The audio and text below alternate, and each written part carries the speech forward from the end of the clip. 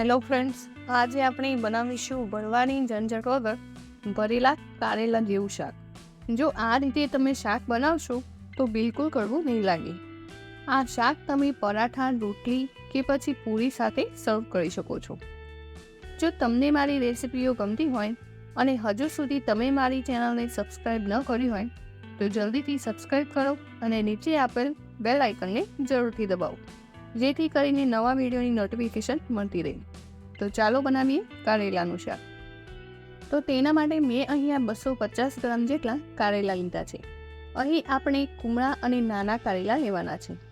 કારેલાને સારી રીતે ધોઈ ઉપરનો અને નીચેનો ભાગ કટ કરી લઈશું અને આ રીતે તેની છાલ જેટલી બને એટલી તમારે કાઢી લેવાની છે.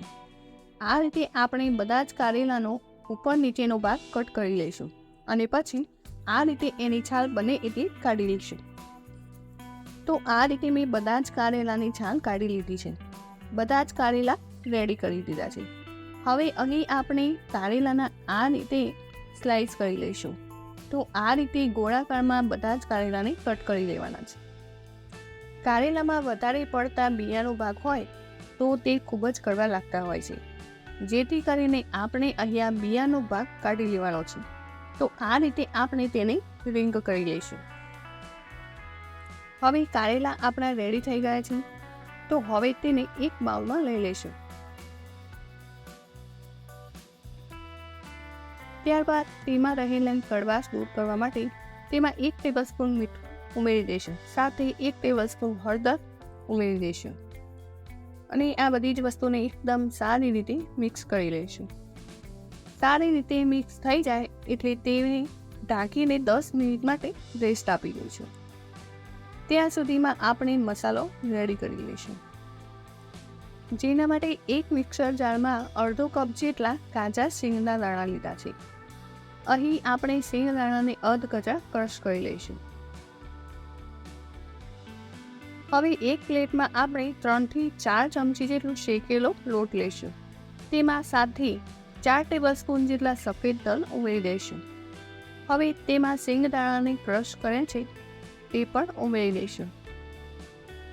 હવે તેમાં મસાલા એડ કરી દઈશું, જેમાં થોડું મીઠું, અડધી ટીસ્પૂન હળદર, 1 ટીસ્પૂન જેટલું લાલ મરચું પાવડર, સાથે અડધી ટીસ્પૂન જેટલી હિંગ, સાથે તેમાં લીલા ધાણા આ રીતે ચોપ કરીને ઉમેરી દઈશું. ત્યારબાદ તેમાં 1 ટેબલસ્પૂન જેટલું તેલ ઉમેરી દઈશું. હવે તેમાં અડધી ટીસ્પૂન જેટલો આમચૂર પાવડર સાથે 1 મોટી ચમચી જેટલો ગોળ ઉમેરી દઈશું અને બધી જ સામગ્રીને સારી રીતે મિક્સ કરી લઈશું. તો તમે જોઈ શકો છો અહીંયા ભરેલા કારેલા જેવો મસાલો બનીને તૈયાર છે. તો તેને આપણે સાઈડમાં મૂકી દઈશું અને હવે જે આપણે કારેલા સાઈડમાં મૂક્યા હતા તેને લગભગ 10 થી 15 મિનિટ જેટલું થઈ ગયું છે. તો તમે આ રીતે હાથથી નીચોવીને જેટલું બને એટલું કડવું પાણી હોય તે કાઢી લેવાનું છે. તો આ રીતે આપણે કારેલાને નીચોવીશું તો તેમાં રહેલી કડવાશ દૂર થઈ જશે અને શાક જરા પણ કડવું નહીં લાગે. હવે શાકના વઘાર માટે એક પેનમાં 3 થી 4 ટેબલસ્પૂન જેટલું તેલ ગરમ કરીશું.